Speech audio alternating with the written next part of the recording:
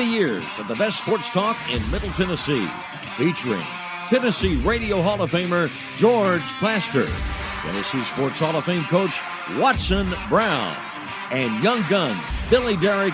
And now, here's your host, George Plaster.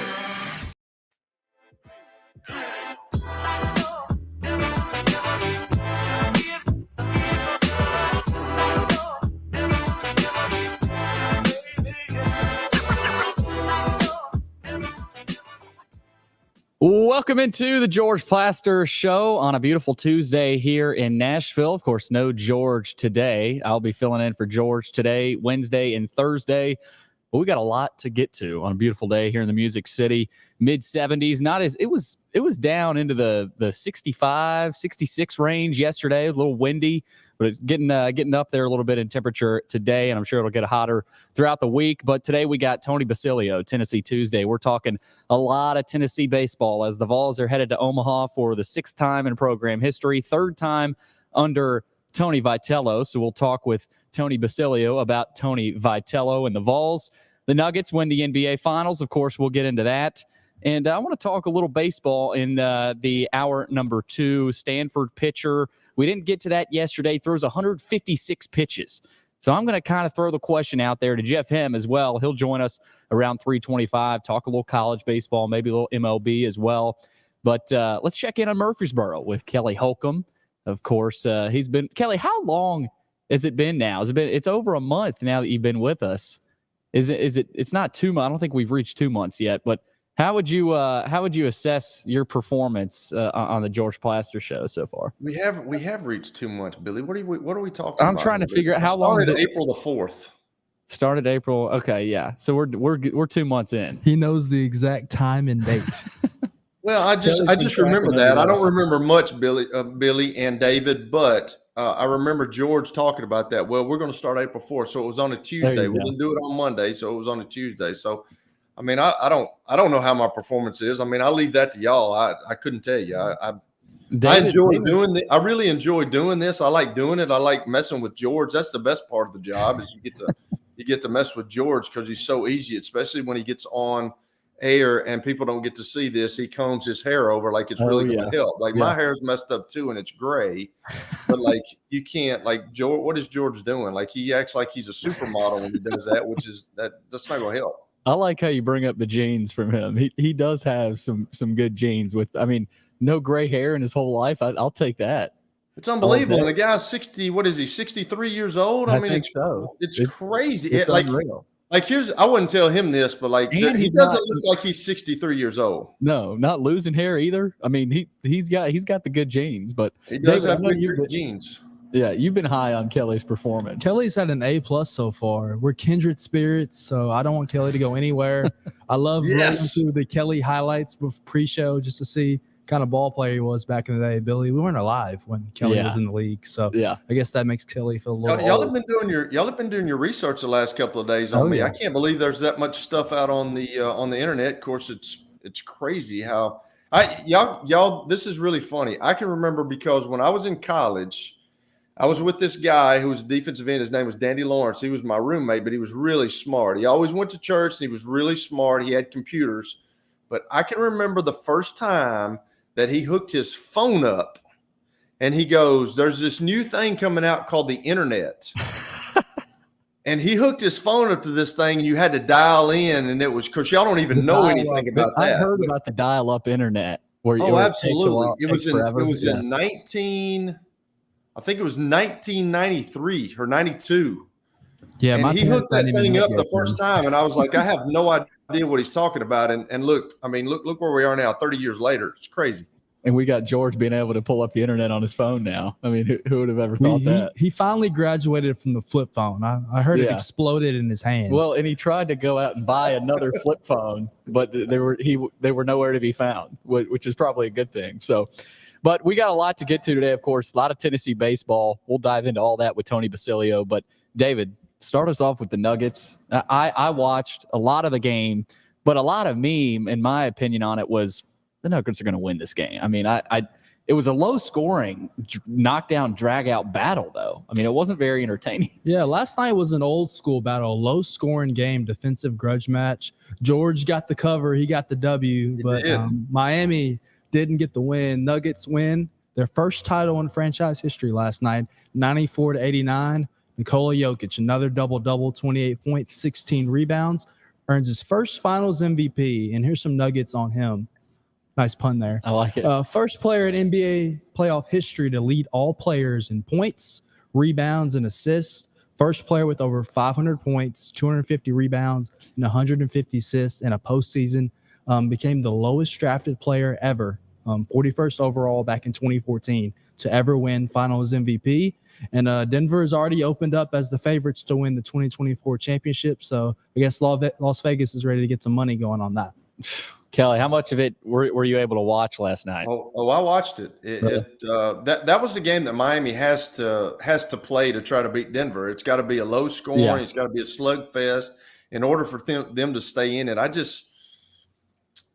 Jimmy Butler, everybody calls him playoff Jimmy, and he shows up at the most opportune times. There's no question about that. But I don't know. He just wasn't. He just didn't seem like he was in it this whole series. I don't. He's a mid-range jumper guy. He can hit three-pointers, but he's just not consistent like some of the guys that you think of. But if they were to win, they were going to have to make it a slugfest. But Denver's too good. Denver was too good for everybody this year, and it's really cool to see just the team camaraderie that they have. It seems like they all love Nikola Jokic. They all wanted. They all loved him getting the Finals MVP. Everybody talks. This is really funny, guys. Everybody talks about when you sit in that first day of team meeting, they all want to talk about how we're family and how we love each other and how we want it. But it really doesn't happen a lot of times. But you can actually tell in those post-game interviews yesterday of the Nuggets players and the coaches, you can tell that they have an affinity for each other. They want to play for each other. They don't really care who gets the glory. They just want to win games. And it's funny to see the Jokic guy. He doesn't really like the popularity, it looks like. He don't want to be around that. Everybody else is all eating it up. He wants to go celebrate with his brothers, with his family. He didn't care about any of that stuff. But some of the things that he did was remarkable. The guy is just – he's unbelievable. And it was I don't know if y'all heard Jeff Van Gundy talking about it. It was a couple of games ago, but the scouting report on him coming into the league, did y'all hear that? How bad it was? Yeah, I mean, 41st overall pick, and no one was really that high on him. I mean, and he couldn't score. They were talking about he couldn't score. He couldn't jump. He wasn't fast. Nothing about him's athletic. And he actually told somebody that asked him the question, they were absolutely right, but that just made him work that much harder. And I'll tell you what, it's fun to watch the guy because I tell you what I love about him is he's a center and he sprints up and down the court. Yes. It's amazing the kind of shape that he's in. And if I was a center playing against him, it would irritate me so bad because I got to fight the whole game with this guy. Plus, I'm running up and down the court. I'm trying to catch him. I can't do it. Yeah, his play style has changed, not just the NBA, but the way basketball is played. I mean, at the college level, you got 5 men everywhere that are able to run the floor. And you don't, as the other five, as the opponent, you don't want to run up against that. No, I mean, late in the game, you're done. You're fouled out. You're fed up with that. But good for Nikola. Good for Denver. I mean, I'm happy for that city. That's their first NBA title. And I'm going to bring up Stan Kroenke a little bit later, the owner. I mean, he's got another title. Rams, Avs, and now the Nuggets, which is kind of incredible. But yeah, and after the game and the post game, Kelly, a reporter asked Nikola, you seem pretty calm, cool, collected right now. You're not elated. You don't seem that excited. And he said, and then they asked him about the parade. They were like, you excited about the parade coming up? And he said, when's the parade? I mean, he had no clue when it was. They said, I think they said Thursday or Friday. And he goes, oh, no, I got to get home. I have to get home to my horses. It was just, that's his personality. He's ready to go back to Serbia. Yeah. I mean, he does not care. He could care less about that parade, but yeah, Nuggets get it done, and we'll see. I mean, they're already the favorite next year, so we'll see if they plus can repeat. 475. But I know we're going to move on, but the players are giving him his flowers. Kevin Durant came out after their series against the Suns and said he's an all-time great big man in this league, regardless of championships. He's just that good. He's changed the game the way we see it from now on. But moving on, and Billy, I know this one's a sour note for you and your Vanderbilt camaraderie over there in your fan club. The Vols, Tennessee's heading to Omaha, a big 5-0 win last night at Southern Miss in a do-or-die Game 3. Zane Denton with another big home run, a 3-run shot to center field in the 5th inning, kind of gave them the insurance runs to seal the deal. Maui Ahuna with a home run as well in the 8th. The story was Drew Beam last night. Drew Beam, 6 innings, 7 hits, 7 Ks, has been their best starter pretty much all year, the most consistent player, SEC Freshman of the Year last year. And then Chase Burns coming out of the pen, 2 2/3 innings pitched, 4 Ks. He was throwing some cheddar cheese last night, or some Louisiana Bayou. Yeah, 102 on the gun, and then he runs back to the dugout looking like he had cardiac arrest, about to blow out of his uniform. But, I mean, that's what Tennessee is, Kelly. We talked about it. They've got the pitching to win it all. I mean, and they very well can. We were texting about it last week, said, you know, some people may not like them, but they sure as heck can go win it all because of that staff. Their bats might be the story in Omaha, but, I mean, that pitching staff is scary. Well, they take on the personality of their coach. That's what I asked Tony last week. Teams take on the personality of their coach, and their coach is, you know, he's teetering on the arrogant, very confident level, you know, and they have taken on his personality, and they believe that they can win. And he's making – that's what I'm going to ask Tony. I mean, he's making all the right decisions at all the right times. It seems like he's got a crystal ball right now, even with these guys that he brought in. I mean, you're talking about the Ahuna guy, the Zane Denton guy, the Andrew Lindsay. Those guys were the ones that scored all the runs, knocked in all the runs yesterday in that 5-0 win at Southern Miss. So he's bringing the right guys in. He's making the right decisions at the absolute right situational time in the game. So it could be a storied year for the Vols. You never know. Yeah, I've said this before, and I'll say it again. Chase Burns being inserted into the bullpen, I thought was the best decision of the season for Tony Vitello. Right before that Vandy series, they sweep Vandy, and they sort of wake up a little bit. And that, David, you know baseball, that if you get a pitcher that you're able to wake up your team on the mound, that carries a lot of weight. But, yeah, we'll get into all that with Tony Basilio a little bit later. Yeah, nobody wants to see him coming out of the pen, popping 102 after you're facing Dolander and Lindsay as starters, who also can rush it up there at 96, 97. Their reward for winning, facing LSU and Paul Skeens, probably the first pitcher taken off the board later this year in the MLB draft. They'll face them Saturday night, prime time out there at Charles Schwab Field in Omaha. Another news last night, Stanford with a conventional, or I guess a weird win last night against unconventional, Texas. Yeah, unconventional. One on a walk-off pop-up. Did you see that, Kelly? I didn't. I did not see that. So Stanford, Texas, it's tied at 6, bottom of the 9th.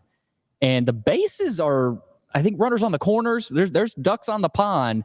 Stanford lifts one up into the air, shallow right center field. And in Palo Alto, of course, this is right when the sun goes down. I guess they had turned the lights on, and they lost the ball. I mean, no one saw the ball. Go look it up. It's crazy. Stanford guys are running, and that's how they win the game. And if you're Texas, your season ends on a pop fly that you couldn't find in the lights. I mean, that is, I did not see it. That's absolutely awful. That's crazy that you said that. It's funny that you say that, because when I came back into town, I was a big church league softball guy, you know, and then I was out there one night, and I'm like, why is it so hazy out here? And then they hit a ball to me, and it went up into the lights, and it went up into the, you know, the early evening sky where it all blends together, and I couldn't see it. And that's when I started thinking, man, my eyes are going bad and I can't see now. And that's when I started telling them guys, you know what, fellas, done with softball, man. I can't do it anymore. I'm not getting hit in the face because I can't see the ball. Just not doing it. Softball, that's harder than baseball. That with that, but no, it's that's an awful way to lose. The finality of baseball can just be brutal. So we'll get into that with Tony as well. I know he was watching that. Yeah, College World Series is going to open up Friday out there in Omaha. Oral Roberts versus TCU, 1 p.m. on ESPN, and that nightcap on Friday will be Virginia versus Florida. Really good matchup right there. 6 p.m. on ESPN. The odds have been released for the World Series. Obviously, number 1 seed Wake Forest, the favorite at plus 275. LSU with Dylan Cruz and Paul Skeens. It'll be interesting with Wake Forest. Kelly, they play on a kind of a cracker box type field. Left field, it's about 310. Right field in the corner, it's 300. Now you go into Omaha. We'll see how they do and how they handle that. Yeah, how long has it been? It's been like 70 years or 60 years since Wake Forest has won a national championship. Like, where did Wake Forest come from? Like, you'd never hear them in baseball. They got a really good team. A lot of transfers that they're playing with. They got a great coach. They've had some good teams these past few years, but they just sort of got a great draw, I think, playing at home. They've outscored everybody with a ridiculous number.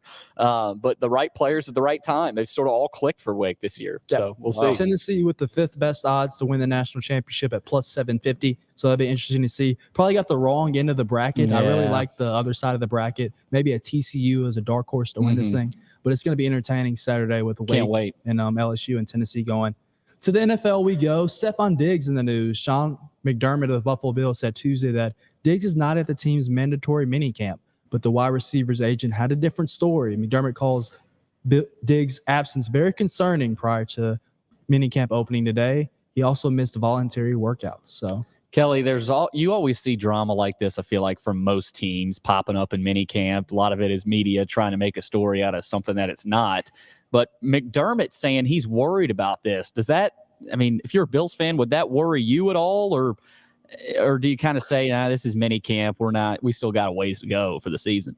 Well, we all know how that works, but when the head coach says that he's worried, I don't know why he would put that out there, because when the head coach is worried, then your fan base is going to start worrying. And then you remember last year in that Cincinnati game when they were getting beat and Stephon Diggs was yelling at Josh Allen. There was some tension there. So I don't know if they've gotten over that. I don't know if they've sat down and had conversations about that, or if they've seen each other since then or text each other since then. But I don't think too much about it, because I've seen all that stuff. That stuff always plays out. And the way that the NFL is now, guys, they say mandatory, but is it really mandatory? And if they don't come, like, what are you really going to do? They're making so much money. There's nothing you can do. So I wouldn't be too concerned about it till it gets later on down the line. What we got next, David?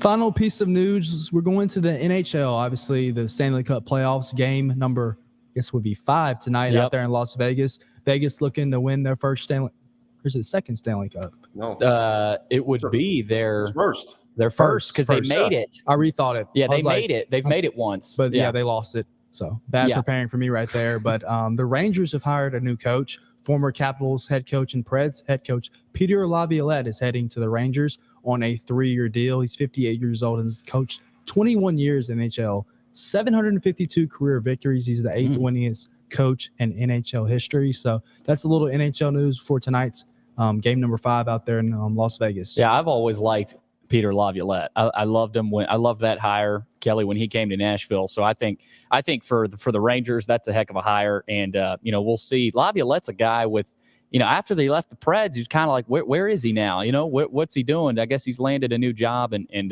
good for him. So we'll see what happens there. But coming up, Tony Basilio. We're going to dive into Tennessee's win yesterday over Southern Miss down in Hattiesburg.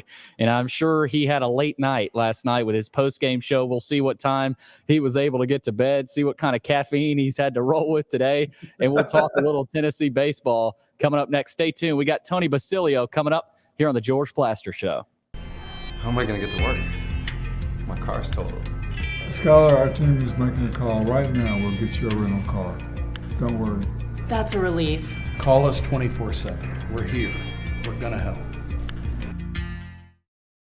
Year number 2 of the Plaster and Friends Celebrity Bowling Night was awesome. And the reason is really simple.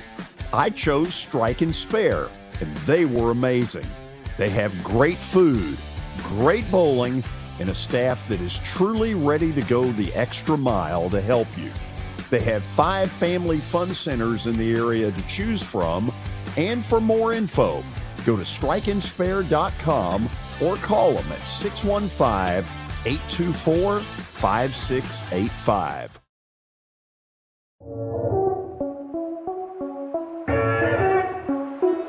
Now that the weather has gotten considerably warmer, there's not a better place to spend a morning or an afternoon than Riverside Golf Lanes. So you've probably noticed the weather has gotten a lot warmer, and that means a couple of things in Nashville. It means baseball, and it really means golf. And for me, it's a visit to Riverside Golf Links. The course has improved dramatically. There are now 27 holes, including a 9-hole executive course. If you want tee times or more information, dial them up at 615-847-5074. You can't see the sights without the sounds. From the crack of the bat to the roar of the crowd and everything in between, discover what Hit City has to offer. Spend your nights cheering on the Nashville Sounds at First Horizon Park with giveaways, fireworks shows, theme weekends, and more. Single game tickets are on sale now. Visit NashvilleSounds.com to claim your seat today.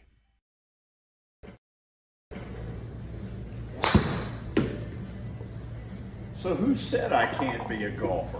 Well, you know what? This is X Golf, located just down the road from the Fordyce Center in Bellevue. This is fun. It'll improve your golf game, and you need to stop in and check it out. 8138 Sawyer Brown Road, and who knows, I may get to 200 before it's all over.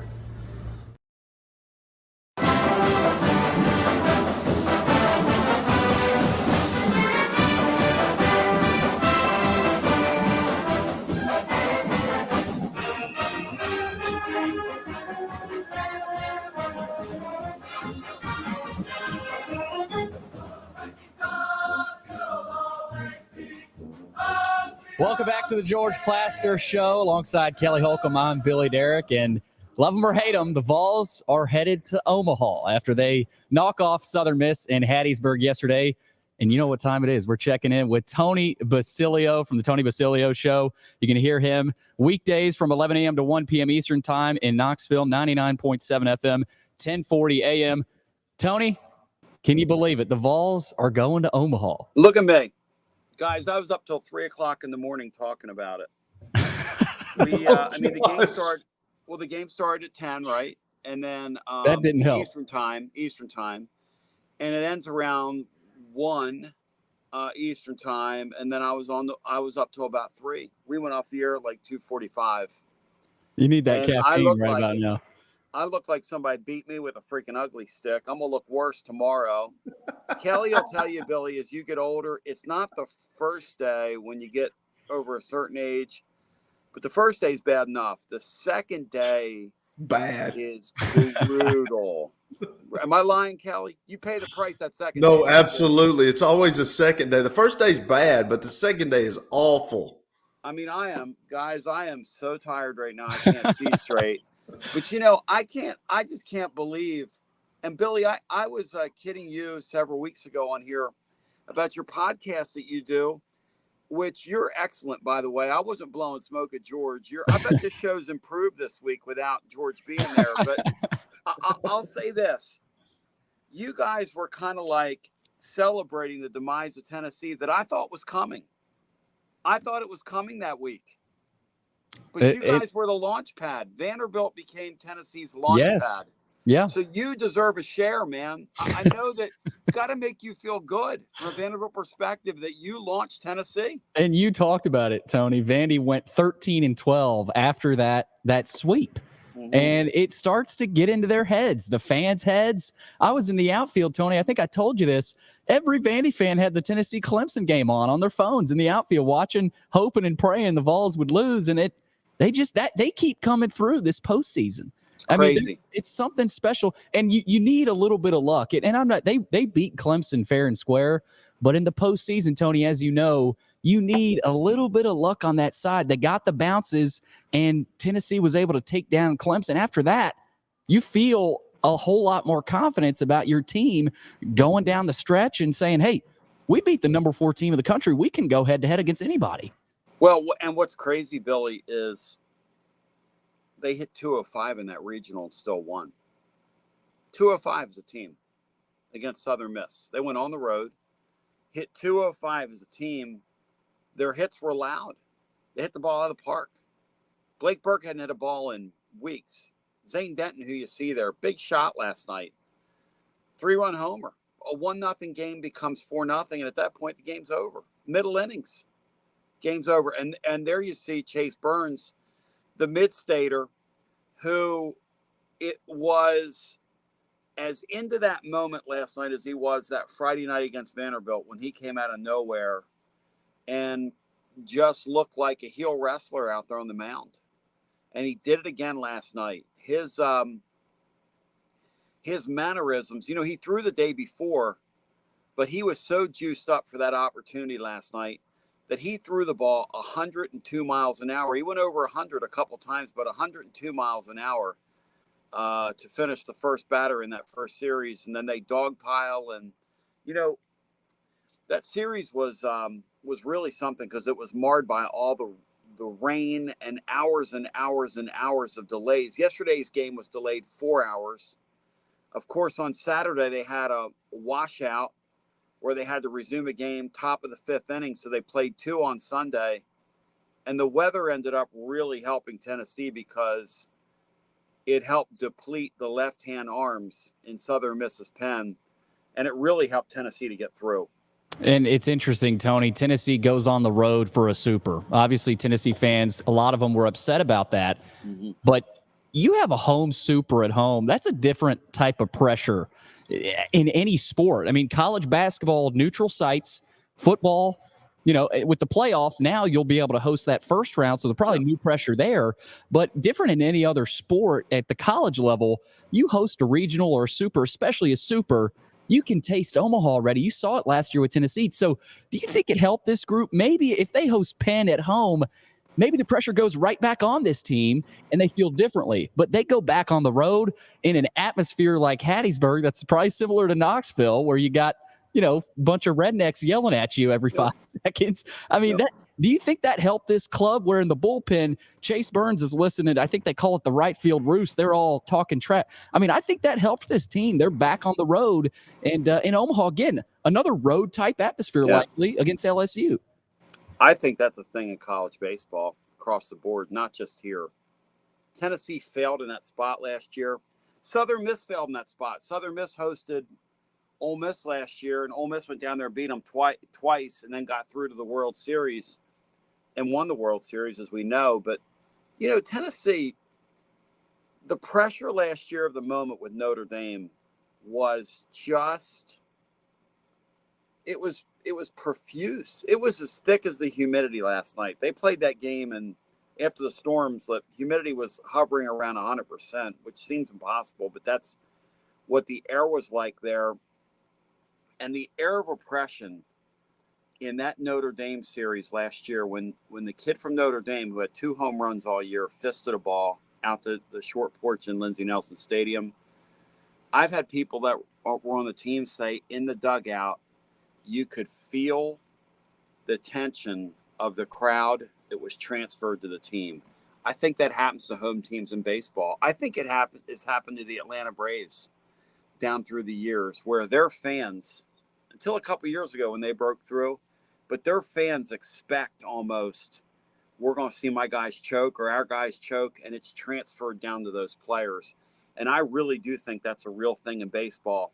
And I think being away from home this week was an advantage for Tennessee. I think that's accurate.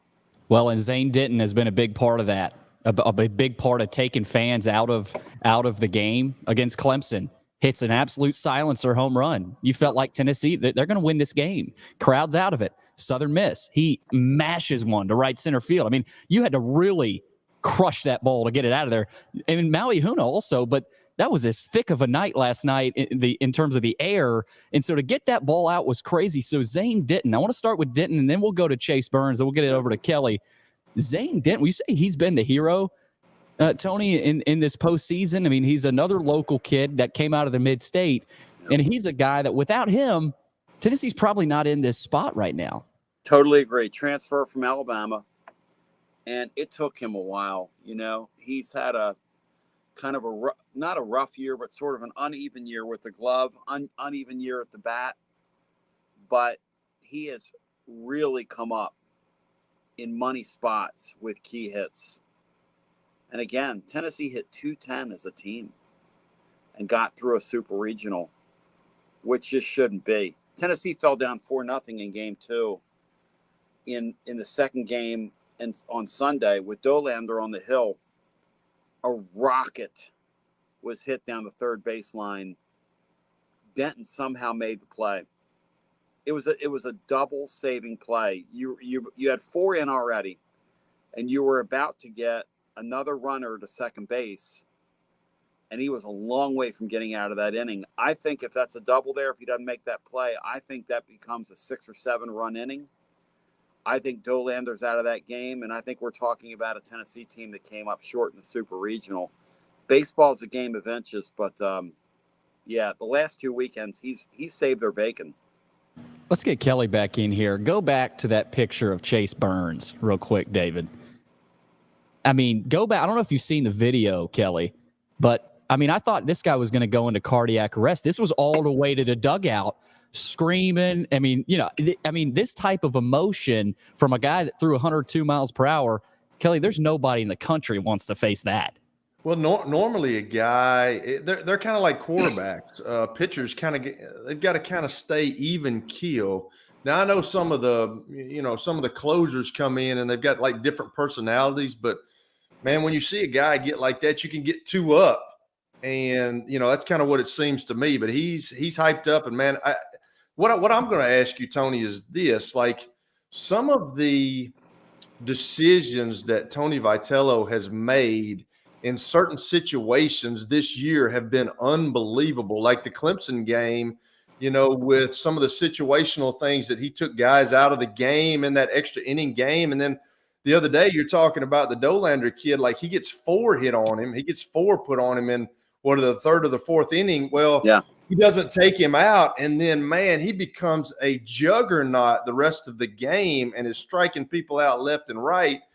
And you look at the Ahuna kid from Kansas, you look at the Zane Denton kid from Alabama, the Lindsey kid from Charlotte. It just seems like this year he's making all the right moves at the right times in games, even with bringing kids in. It just seems like it could be the year that they win this whole thing. Well, I mean, there's a little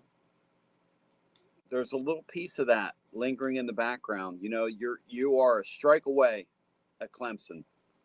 Yeah. From going into the loser bracket and probably going home. You're down 4-0 in the second game. You've already dropped the resume game. You're in game 2. You're in 4-0. You're fighting for your life. Tennessee, after that play that Denton made at third, outscored that team 13-0. Now, I don't think that was on anybody's bingo card, okay? Or your Singo card, because I know you play Singo. But at the end of the day, Tony Vitello just has a knack about him. This program has been to 5 super regionals. He's been to 3 of them. This program has been to the NCAA tournament 13 times in its history. He's been to 4 of them here. This guy's just getting started. And he's polarizing.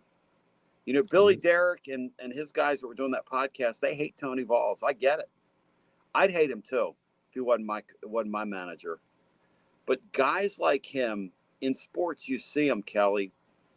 They just have a knack. Sports are a weird thing because everybody trains. Most people work hard, but some people win and some people lose. Yeah. When I played, I lost all the time. guys that win just have a knack for winning. Chase Burns, here's a good example. Chase Burns in the Clemson game loads the bases. He can't locate. Can't command anything. Bases are loaded. Tony goes out there. He goes out there to get him. Give me the ball. No. Give me the ball. No. Get off my mound. Tony told me that's the only time, only one other time in his life is he let a kid say to me, get off my mound. He said, I had a feeling. Yeah. That's what I'm talking about. I looked in his eyes. I saw,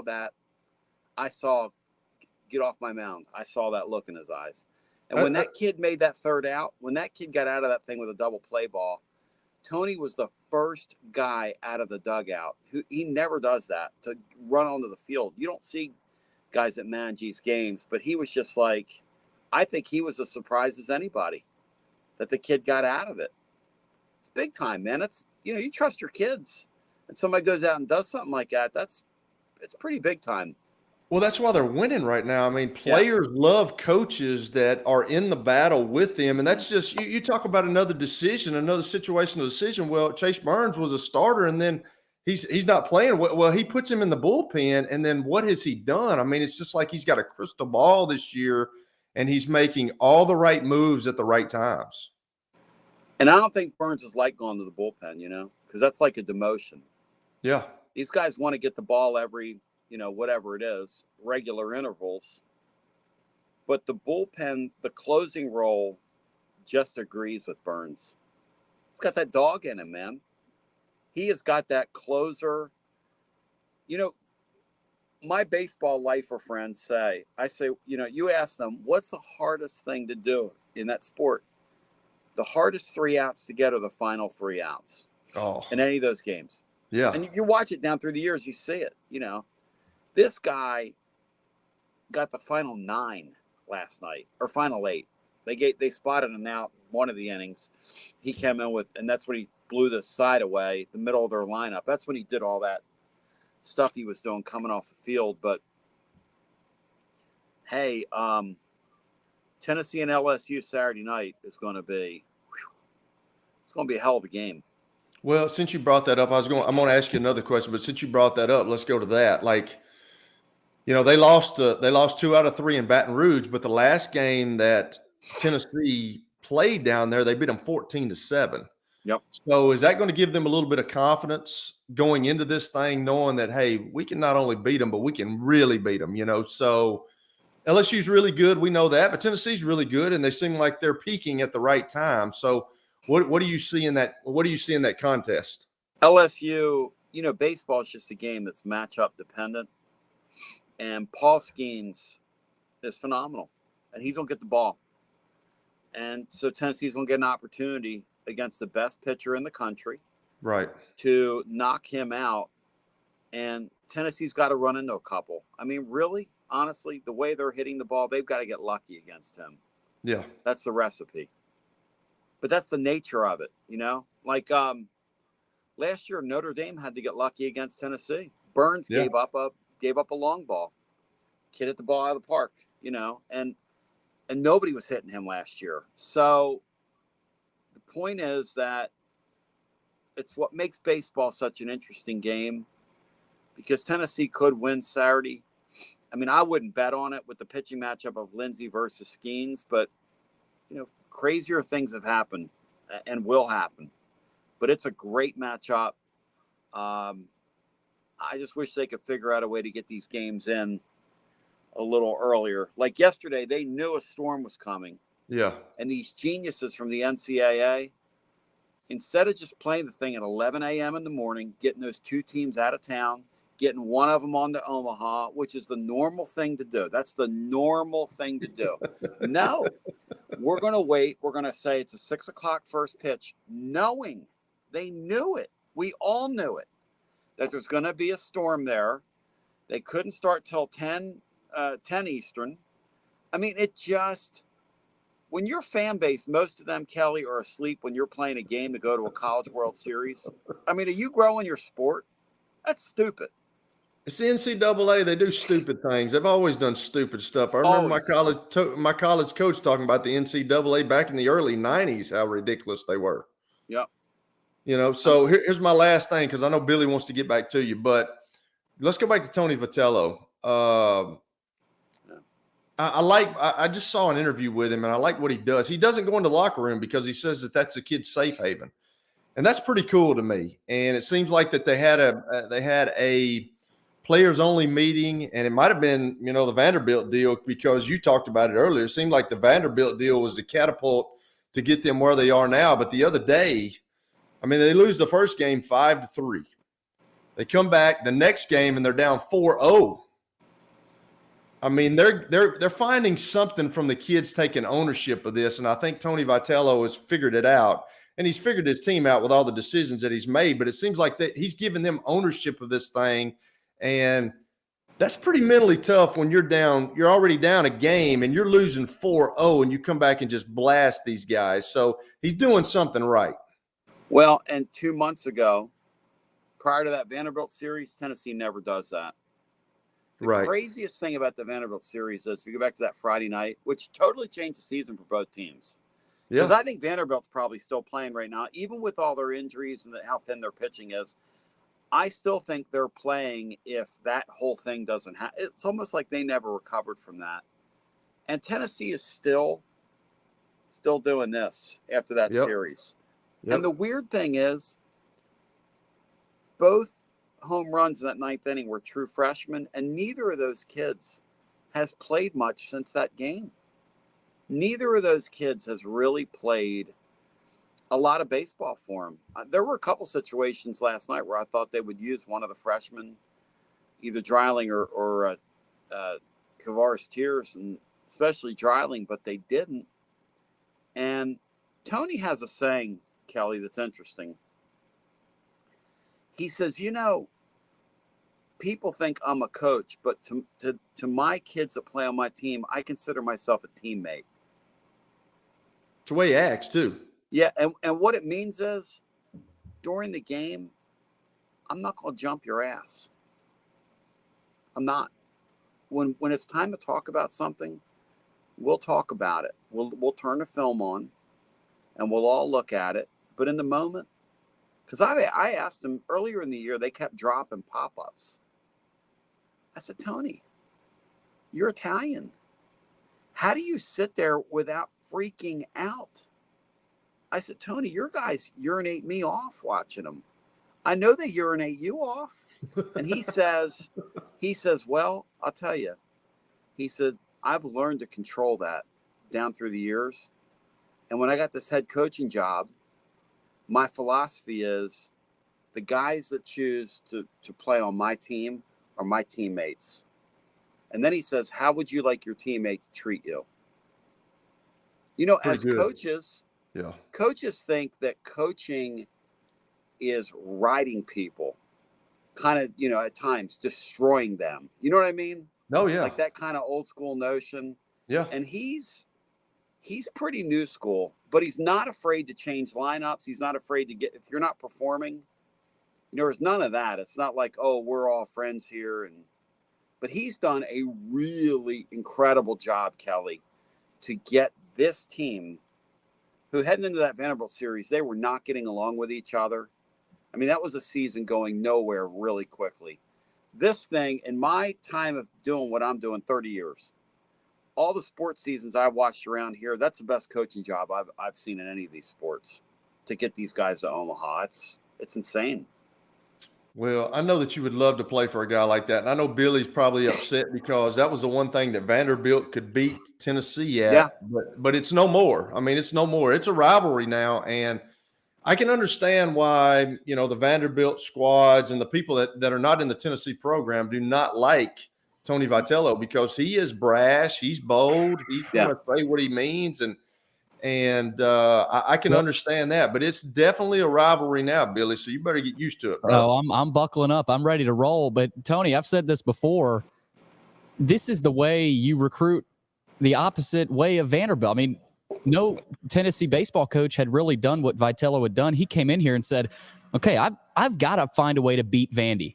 Let me go do the polar opposite of everything Tim Corbin of that program does." I don't know if he actually thought that way, but I mean, I wouldn't be surprised if he looked at the situation in the state and said, okay, let's do things a little differently and get some of the other Tennessee kids who may not want to go to Vandy. Let's get them over to Tennessee. And I think that's exactly what he's done. Now, I don't know if that's what he said to himself, but that's kind of what it feels like a little bit. I mean, that they're the polar opposite. Well, it's interesting, right? And it's almost like with Corbin, I'm looking at how they're, in the postseason, right? And you say to yourself, well, how does that happen?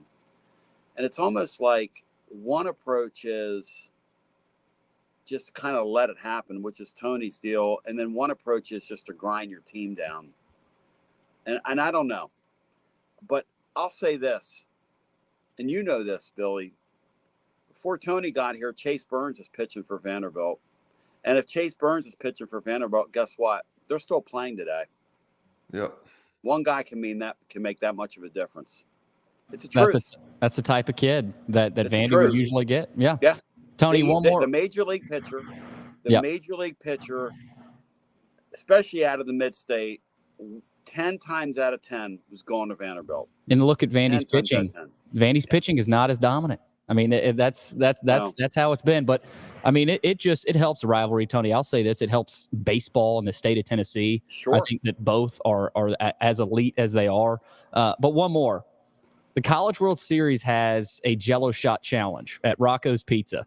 Last year, Ole Miss got 18,000, I think, Jello shots. Of course, people with a lot of money, they'll buy them up, giving to fans. What's your sense on the amount of orange that might go to Omaha and make the trip? Obviously, if Tennessee keeps winning, you got to believe they'll make the trip. But how many for that LSU game Saturday night you think might make the trip up? You know, those fans, our fan base is incredible, the way they travel. And they, as you guys know, they travel to everything. And they've been so underserved down through the years. I think there'll be a pretty nice crowd. The thing with LSU and baseball is like a religion to those people. And they're spending like drunken sailors at it.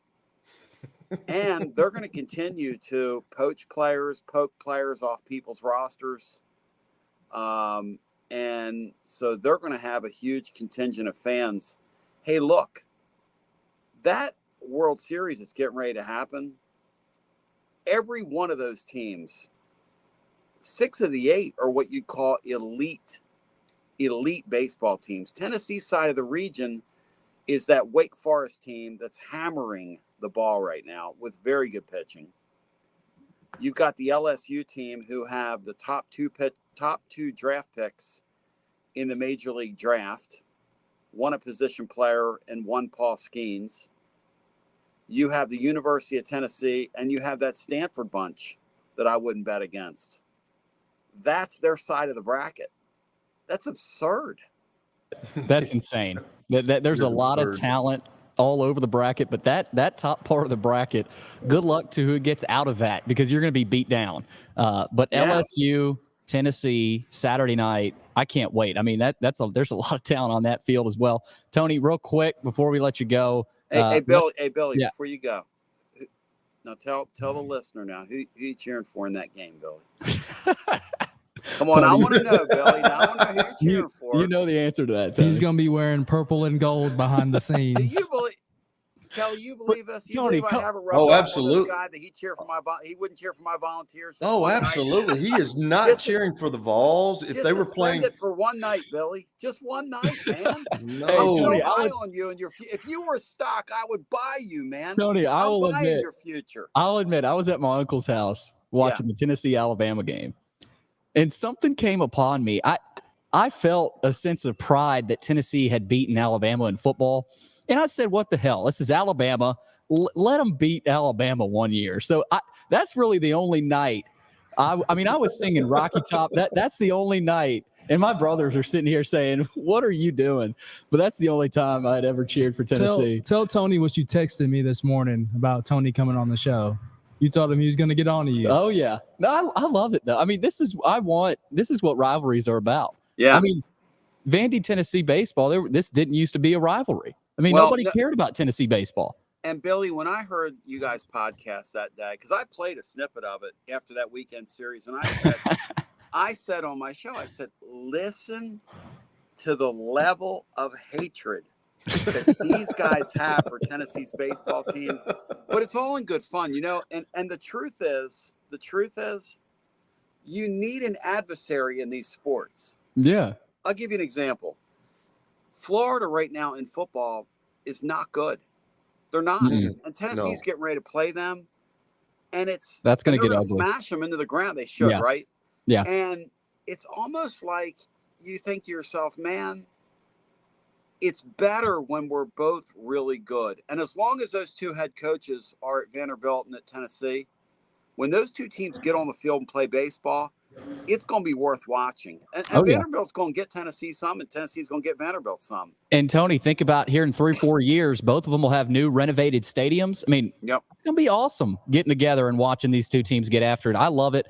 But Tony, again, how can everybody watch you this week? And I'm sure you'll be having a watch party of some sort for Saturday night. Yeah, so tclub.team is my website. We're on after every one of these Tennessee baseball games. We've been going the whole postseason. And the last couple of days, I'll tell you, with all the starts and the stops, and one of my guys said last night, that was a 3-game series that felt like it was 7 games, because that is what it felt like with all the starts and stops and rain delays and this and that. But Billy, I really appreciate you. And again, man, if you were a stock, I'd buy you. And I don't know what Georgie boy's paying you behind the scenes, but I would double it. You're my man. I'll have to talk it up with George. See yeah, what you're my guy. That. But Tony, get some sleep. Tell Tony to lay off Vandy next year too. Oh, come on. I'll try. For one season. Come on. Hey, by the way, tclub.team is my website. tclub.team. Check us out. And I'm really not this tired as I appear. But, thank you, guys. Thanks, Tony. See you, man.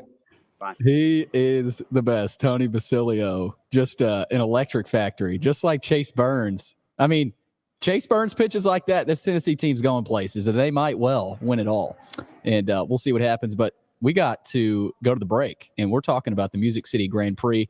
August 4th through the 6th, we're going to have a driver on. One of the drivers for the Music City Grand Prix, I think next week at some points. We're going to have one of the drivers on talking about this event. It's coming up quick. Again, August 4th through the 6th. All kinds of musical artists, country, all kinds of different genres too. I mean, we're in the Music City. We're talking about the Music City Grand Prix, August 4th through the 6th. If you love racing, if you love NASCAR, you'll love this as well. George will be there. I'm thinking about going. We got to get David and Kelly out there. Maybe we'll get the whole Plaster Show team out there to watch. Again, MusicCityGP.com. That's MusicCityGP.com. August 4th through the 6th. Stay tuned. We got stat of the day and maybe a little NBA Finals and Denver Nuggets talk coming right up. As the trusted premier custom home builder in Middle Tennessee, Donnelly Timmons has over 20 years of experience in the industry. Whether you're looking to build your dream home or renovate your current home, their team will ensure that every client and every remodel is unique, luxurious, and completed on time within budget. Founders Dustin Timmons and Joey Donnelly have over 25 years of construction experience in the Nashville area. Together, they have completed projects in Forest Hills, Oak Hill, Green Hills, Franklin, and Brentwood. Dustin and Joey believe that communication is the most important aspect of all construction projects. Therefore, they personally manage each project themselves and are involved in job site activities on a daily basis. Their commitment to quality and integrity has earned them an outstanding reputation among their clients. Contact them to set an appointment for a free consultation or to view some of their completed projects. Give them a call at 615-456-7983 or log on to DonnellyTimmons.com. For over 35 years, Wilson Bank & Trust has been committed to providing customized banking solutions to help individuals, families, and businesses in Tennessee achieve their goals. As your full-service community bank, we are proud to offer loans with competitive rates, local decision-making, and fast, friendly service from our experienced lenders. No matter where you are on your financial journey, Wilson Bank & Trust is ready to help you take the next step. Visit your nearest Wilson Bank & Trust office or online at wilsonbank.com to get started today. Member FDIC, Equal Housing Lender. Family owned and operated for more than 2 decades, Alaco Fine Wood Floors is Nashville and Middle Tennessee's choice for premium quality hardwood floors. Since 1995, Jimmy Alaco and his army of employees have embodied the approach of taking pride in one's craft and providing superior customer service, growing from a one-man shop to a team of 23 professionals who share the founder's passion for quality craftsmanship and customer satisfaction. If you are interested in contacting them, you can find their headquarters at 2505 Winford Avenue in Berry Hill, or give them a call at 615-356-0303. Again, that's 615-356-0303, or log on to alacofinewoodfloors.com. Alaco Fine Wood Floors, serving Middle Tennessee's hardwood flooring needs since 1995. At Baird, we have a different slant on global financial advice. That global capabilities mean nothing without personal attention.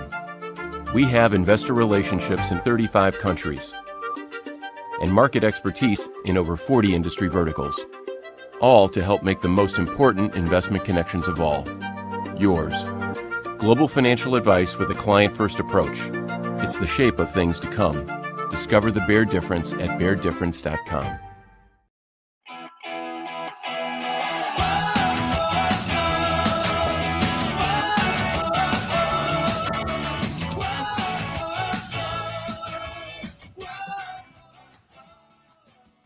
Coming up on the top of the hour here on the George Plaster Show, broadcasting live from the beautiful Ford Ice Center here in Bellevue. No George Plaster today, Wednesday, and tomorrow. He'll be back Friday. But I want to talk real quick about the NBA Finals, Kelly.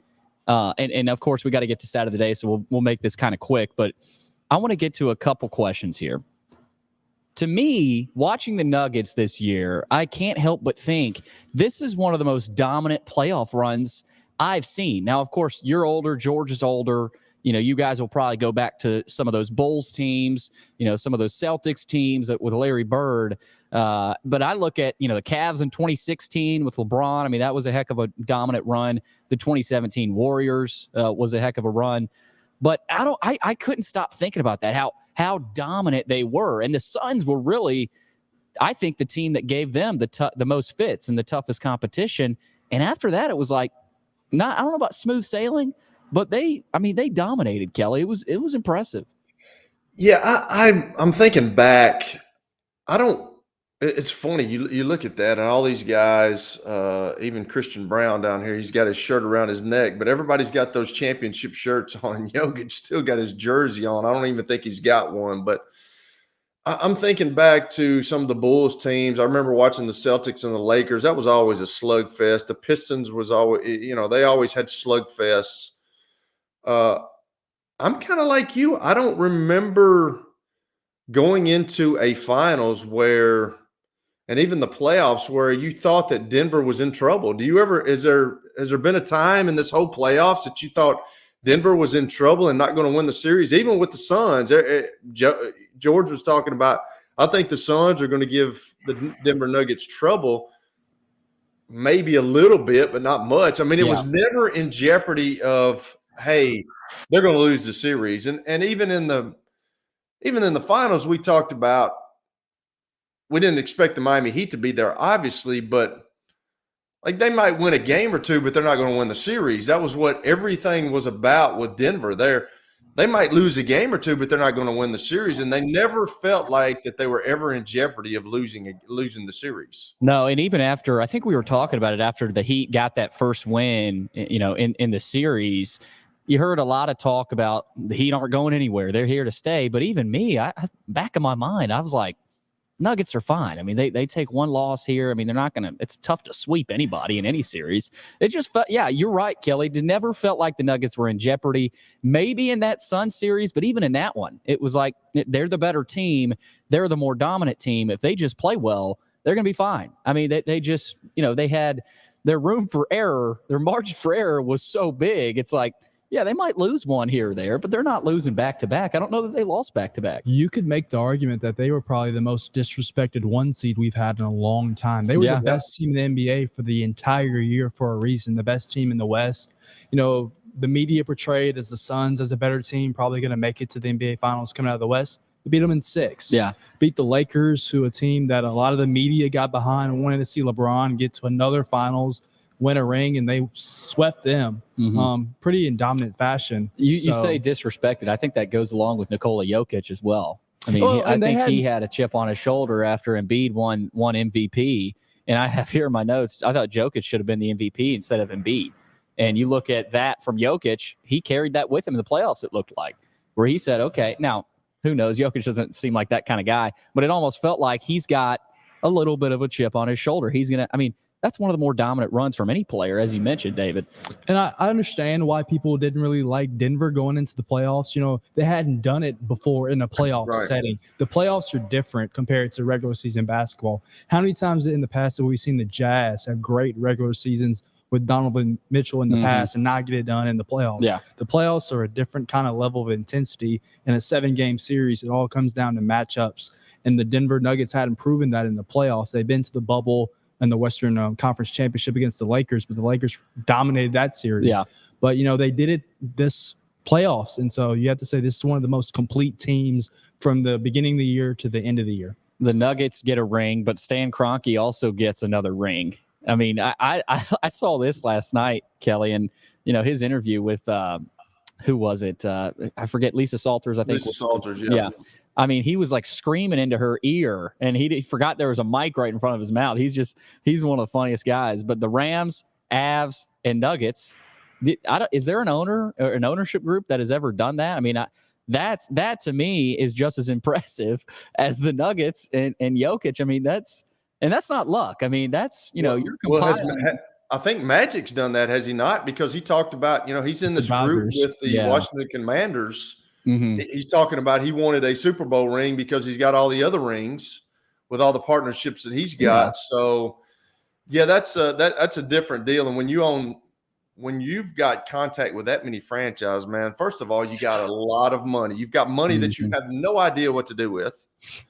And secondly, to be in company like that was really cool last night, though, with Denver, with all the fans. They were very appreciative. Everybody stayed. It was a party. I'm sure those guys are still up partying right now. They did it at their home, which is pretty cool because a lot of times some of the teams do it when they're away. So it was just all in the stars for those guys last night, and they were dominant in the playoffs. You're absolutely right. Michael Malone, their head coach, to the press conference, he brought the bottle of champagne. He was just sipping that in the press. I mean, they were living it up in the downtown area too. I'm happy for Denver. I mean, that's with the Avs too. That's becoming one of the better sports towns in the country. And real quick, they're not going anywhere. The number of players they have under contract for the next couple of years, they're bringing the entire team back. I'm sure Bruce Brown, who has the player option, is probably going to want to come back and as they would like to say, run it back to try to win another one, because in the West there's a lot of questions. You know, the Lakers are going to rebuild, try to figure out their contracts with Reeves and Hachimura.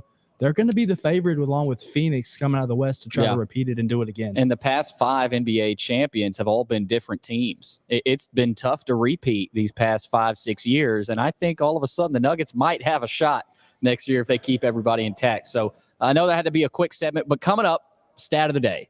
And I think it's NBA. Kelly's all by himself. Kelly, you read the question. Unfortunately, I had my producer mine on, but before today, this is only my second time hosting, so I had my eyes locked on producing. You're killing me, Smalls. So it's all on you, Kelly. So that'll be interesting. But coming up, stat of the day, brought to you by John English Antique Sports and Cards here on the George Plaster Show.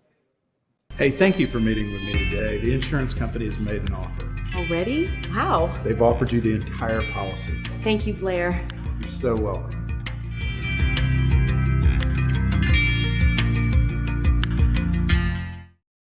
Forget the fact that Sir Speedy Music City is owned by my BGA classmate James Warren.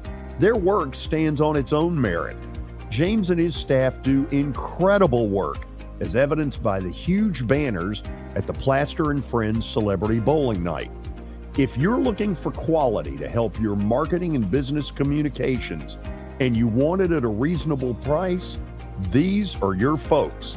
Call them at 615-832-9511 or go to print at sirspeedymusiccity.com. And be sure to tell them Plaz sent you. This is my buddy and former Nashville Sounds PA announcer Eric Berner. I always laughed in the old days at Greer Stadium when I would walk in, Eric would immediately play my favorite song, Van Halen's Jump. But then I learned he actually has a real job with Rockcastle Wealth Advisors. Yeah, George, that's what I do. I help people in the pursuit of making their money live as long as they do. Everybody's situation is different, so I use a customized and individualized, personalized approach to the person I'm working with. Old 401ks, retirement planning, insurance planning, inheritance planning. Those are things that people like to get some more information about.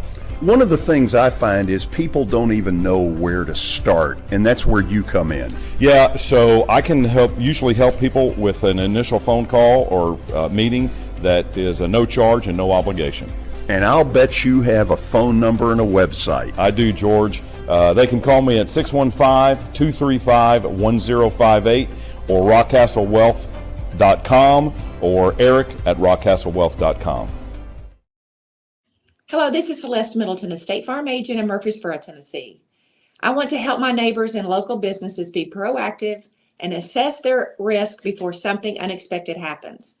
We want you to have a thorough understanding of your coverages to have the best protection when you need it. We can create a personal price plan for you.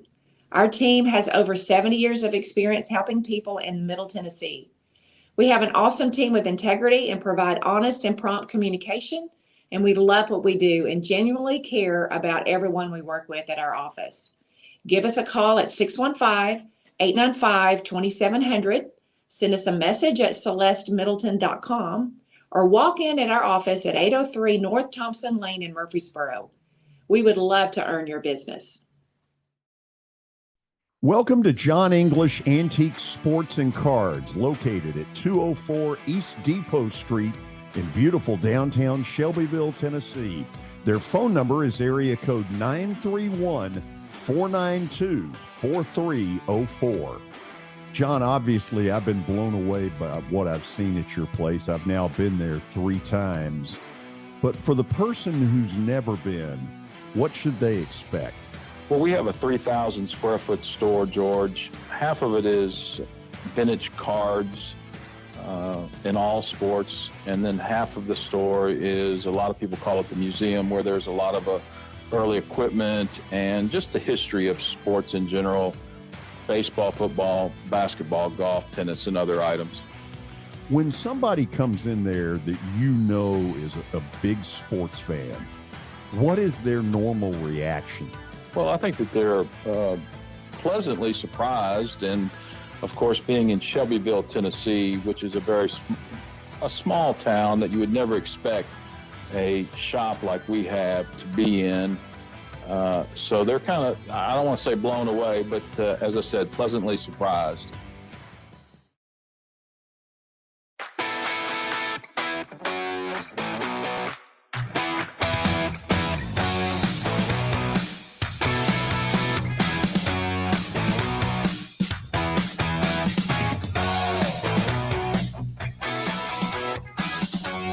Welcome back in. It is time for Kelly Holcomb's favorite segment of the show, and he's going to have to do it all by himself today. Saturday, presented to you by the good folks at John English Antique Sports and Cards, located in Shelbyville, Tennessee. 204 East Depot Street is where you can find them. They're open during the week, Tuesday through Friday from noon to 5, and on Saturdays from 10 a.m. to 5 p.m. So give them a call at 931-492-4304.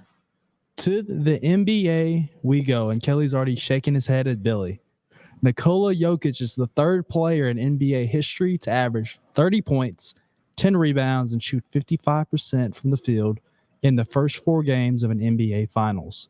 Can you name the first player in NBA Finals history to ever average 30 points, 10 rebounds, and shoot 55% from the field? Billy, I'm really upset at you right now. Don't overthink I really it. am. Can you give me like a hint? Like, who did he play big for? Man. Dominant, What's that? Dominant big man. He was a big, put emphasis on big man. And dominant. And this is fairly recent. It's not like he's got to go back too far for this. Correct. Shaquille. Boom. It is Shaquille O'Neal. Yeah, man. He needed some hints. It's not like those were gimme hints though either. I mean, dominant big man. There's been quite a. But yeah, I mean, you think back, there's a lot of dominant big man. But I think when I said a little bit more recent, Shaquille might have told Kelly it was Shaquille O'Neal. Yeah, well, you did say a little bit more recent. That was because I mean, Dominant big. I mean, you said big man, so like you're thinking about Bill Russell, like Wilt Chamberlain, but big man. Yeah, that kind of gave it to me there. Tear down the rim, man. Yes. Who else was sort of, were you thinking without the hints made? Did you? Well, those were the two guys I was thinking. You know, when he said the dominant big guys, and then you said emphasis on big. I was thinking Bill Russell, Wilt Chamberlain. Tim Duncan would have been a nice guess as well. He'd been to several finals, and big man, power forward. But you don't. Big fundamental. When I said big, you probably big. You helped me there. I appreciate it. Thanks. You got it.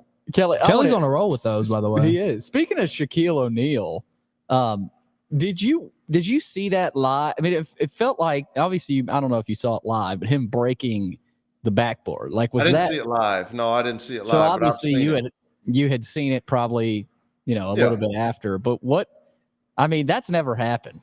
Like that, somebody that physically strong. Now, I think there had been other cases where the goal comes down. But shattering the backboard, I mean, that's another level. I didn't know if you had watched that live, what the reaction was like. I didn't watch it live. I just remember seeing it. That's impressive. Of course, the guys, I mean, when he's 7'2", when he's over 300 pounds, there's a lot of pressure on that goal, man. There's a lot of pressure on that rim. So when they're doing that, those things are reinforced and they're very strong. But when you got a guy that's that big, who was the guy that they called Chocolate Thunder too, that played for the Sixers? Who was that? I thought it was White Chocolate. You talking about Jason Williams? No, I'm not talking about Jason Williams. Not Julius Erving. No, it was the big guy for the Sixers. Who was it? Was it Mutombo? No, it wasn't him. It was the guy that played with Dr. J. Oh, we're the wrong people to ask for that. I know. God, Dr. J. Charles Barkley and him were talking about. Good gracious, who was that? Well, that'll be he broke a rim too. He broke one as well. Okay, I couldn't imagine. I couldn't imagine what it was like to watch those Lakers teams, the Shaq and Kobe, the skill between those two in the early 2000s. Well, how dominant they were. Yeah, the three-peat Lakers. That's the team. The other team I was going to bring up when you talk about. Oh, Daryl Dawkins. Was it Daryl Dawkins? That's it. Daryl Dawkins. Thank you to Dawn on YouTube chiming in here. Daryl Dawkins. Daryl Dawkins. That's it. Yes. Chocolate Thunder. But yeah, going back to Shaq and Kobe, I put that as one of the more dominant playoff runs too. But this Nuggets team, man, that's tough to beat. But let's get into some baseball. We got Jeff Hem coming up. We're going to talk a little Sounds, talk about some of the Brewers' struggles right now. I think David, did you say they got swept by Oakland? They got swept by the A's this past weekend. That's one of the worst teams in baseball history. No bueno. But yeah, we'll get into that a little bit. But Kelly, over the weekend, and we didn't get to this yesterday. I was hoping we'd get to this yesterday, but there was a Stanford pitcher, Quinn Matthews. He threw 156 pitches in an elimination game against Texas to keep their season alive. 9 innings, 8 hits, 3 runs, 1 walk, and 16 strikeouts. That was his line. Gosh. How many pitches is too much? Because you look back, and I've talked about this with George, Nolan Ryan once threw 235 pitches in a game. That was, of course, back in 1974. They probably couldn't even keep track of pitches back then.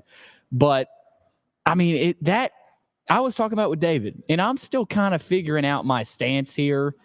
Though on the one hand, from the coach's perspective, that's got to be tough on your mind to say, hey, we've got to win this game. But this guy, he's got maybe a pro career to look after and his own health to look after. But at the same time, if this Quinn Matthews kid told the coach, I'm good, I really am good, then you've got the option to say, hey, he said he's good. He's ready to roll. I trust him. He's a veteran.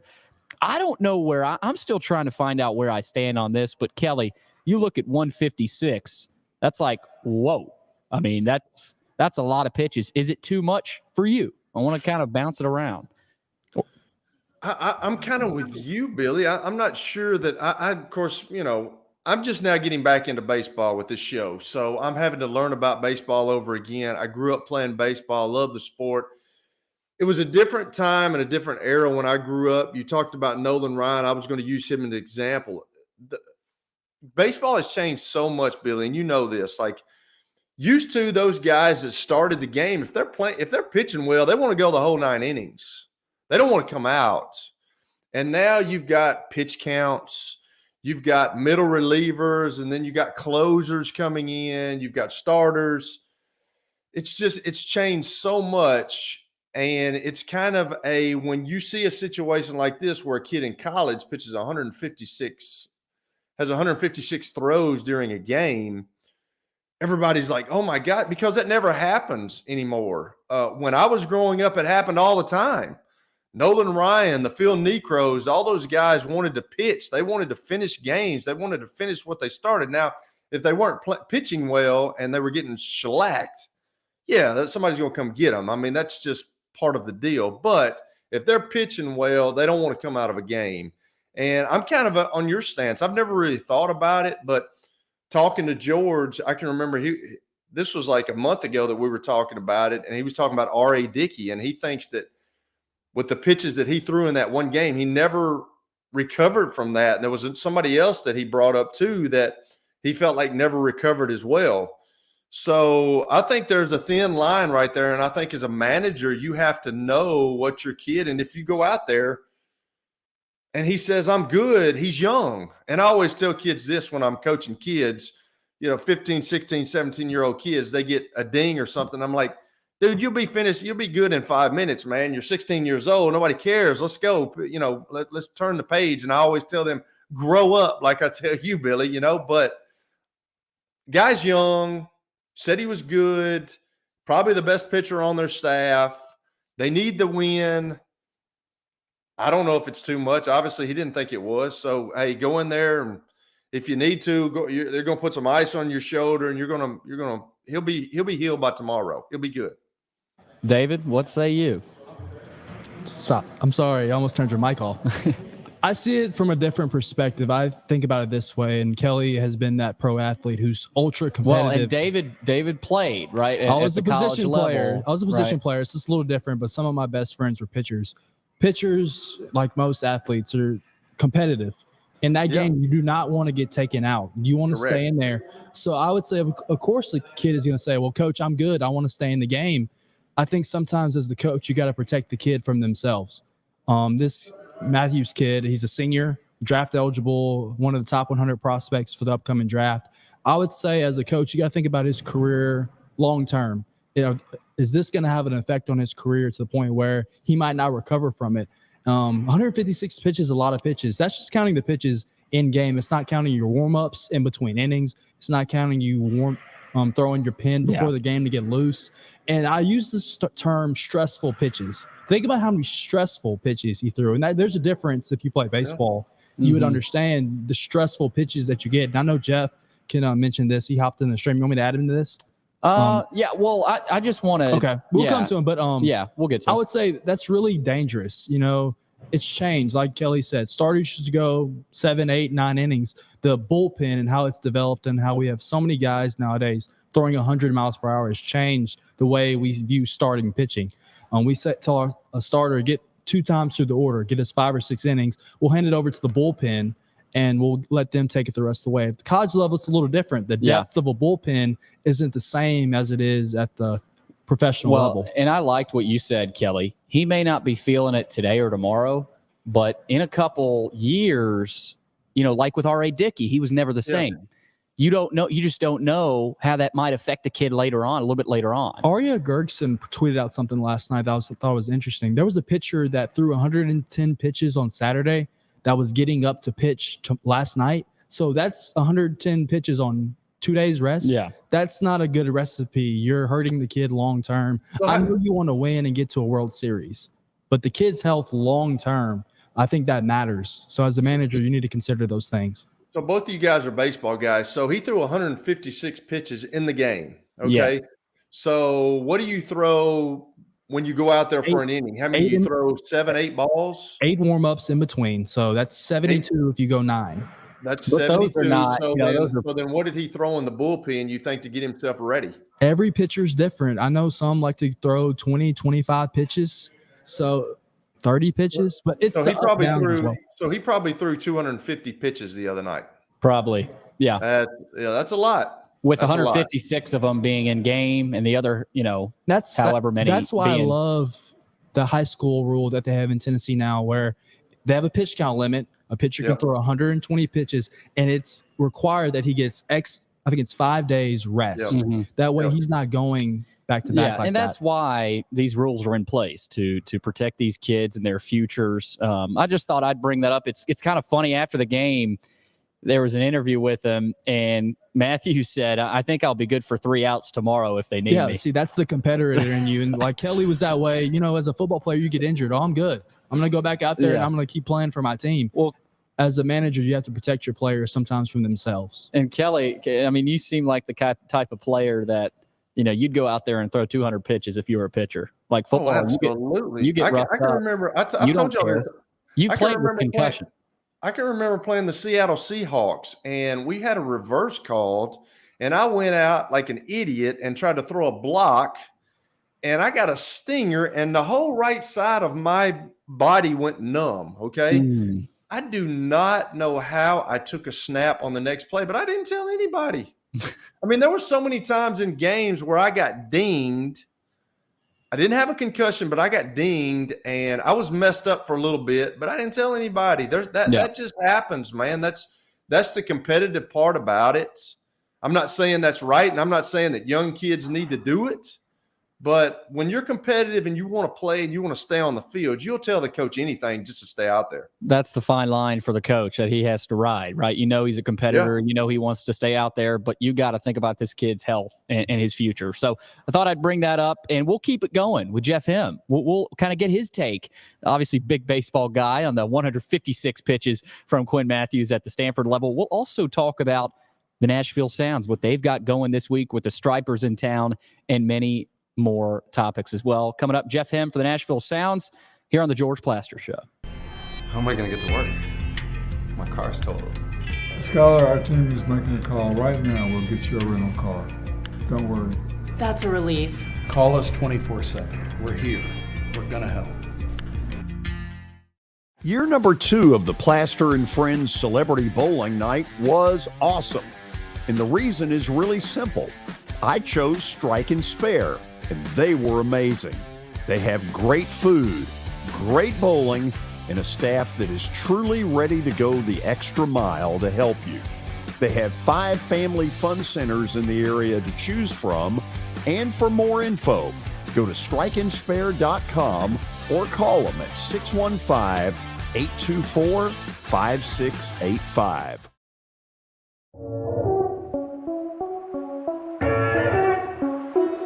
Now that the weather has gotten considerably warmer, there's not a better place to spend a morning or an afternoon than Riverside Golf Links. So you've probably noticed the weather has gotten a lot warmer, and that means a couple of things in Nashville. It means baseball, and it really means golf. And for me, it's a visit to Riverside Golf Links. The course has improved dramatically. There are now 27 holes, including a 9-hole executive course. If you want tee times or more information, dial them up at 615-847-5074. You can't see the sights without the sounds. From the crack of the bat to the roar of the crowd and everything in between.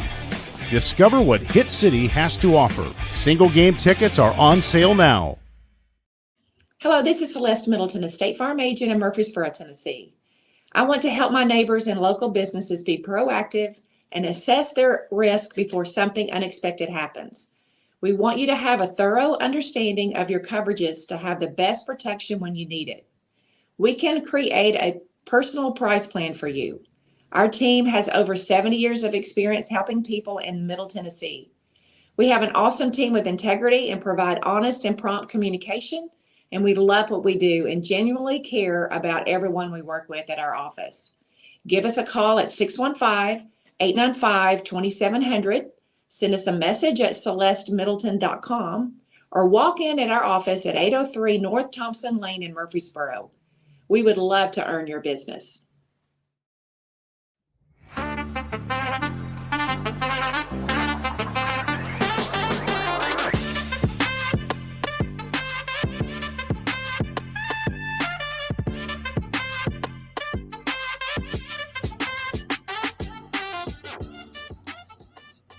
Welcome back into the George Plaster Show here from the beautiful Fordyce Center in Bellevue. We're talking a little Nashville Sounds. The AAA affiliate of Georgia's Braves are back in town this week, Tuesday through Sunday. So big long week for the Sounds and the Stripers. Jeff M., the voice of the Nashville Sounds, checks in with us now for his visit. Jeff, thanks for taking the time. As George would usually ask, are we going to see Michael Soroka at all this week? Yeah, I figured since George is not here, that can only mean that he had to get here so early to be first in line for the game tonight that he just couldn't do the show today. Is that what happened here? Yeah, Mr. Soroka is scheduled for Friday.